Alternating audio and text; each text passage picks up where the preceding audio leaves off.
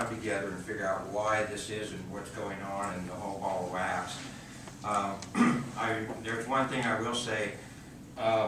I usually like quotes because it's like a picture that has 1,000 words, and one that I do remember was by Desmond James. It says that the commotion of the truth is in direct proportion to the lie that has been fed to the people long enough where the truth is totally ludicrous and its speakers are raving lunatic.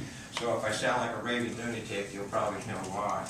But just real simply, I just want to say, hopefully we'll be able to get together down the road here when we have all these dots together, and we can just come up and present it and, you know, see what the problem may be and why some of us think that we don't have to, you know, pay tribute to have the freedom to be able to get in our vehicles or whatever and go where we want to go.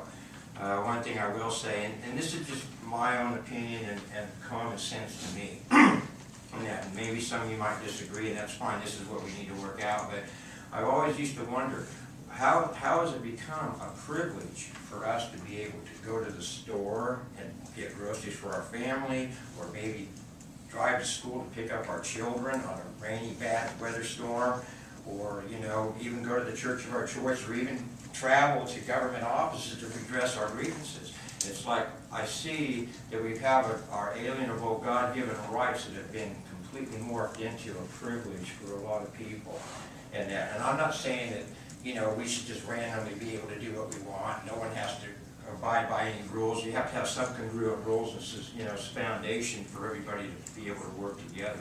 But there are a lot of dynamics involved with what we're working on, and the issue about the difference between what the commercial term of driving represents to traveling in our private use automobiles or whatever. So hopefully we'll be able to put something together eventually where we can all look at this together and say, hey, okay, what's the differences? How are we going to resolve these issues? Why are we up here protesting that we shouldn't be able to have to do this and be subjected to that? And I know, you know, some of you think otherwise too, and that's okay. We all have our ideas and stuff, but that's, I guess, why we have these, you know, meetings and that. But anyway, I just wanted to validate and substantiate pretty much what James has put here.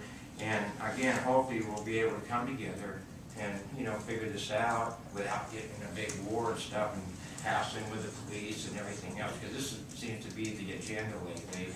And me, I'd love to sit down and work things out with people instead of having a hassle and everything, because we're all a community together. We're all here. We all want our freedoms and our liberties. We want to enjoy our families and do all the things that we normally do without having to be subjected to all these different things. But again, I'm not saying there shouldn't be rules and some things that keep a community together congruently, but there are some things that I see that are way over the top, that have been morphed into something that shouldn't be.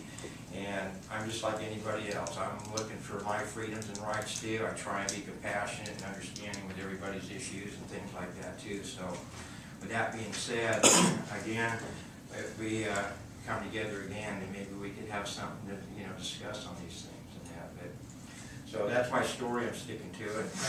I'd like you to state your name, and I assume you're an Oregon City resident, but also to state that. I'm not an Oregon City resident, okay. And I just came, I've known James for some time, and I told him I'd come here, and you know, we're all in, because this issue basically involves the whole state as well, basically as the whole country. And when you look at the whole world, everywhere they have transportation divisions, everybody has licenses and everybody has plates and all these types. So this is a worldwide thing, basically, and it's like something that's been, you know, embedded in our psyche, society, and everything. And like when somebody comes along and says, hey, I don't have to have a driver's license, or I don't have to register my car, a lot of people say, you got to be out of your mind. How, you know, this is just the way it is and stuff. But there are other issues to debate on that, and this is something that we need to do civilly, you know, and work these things out, why, you know, these things are the way they are, and how we come to the type of society we have today in that, because there's a lot of issues in that.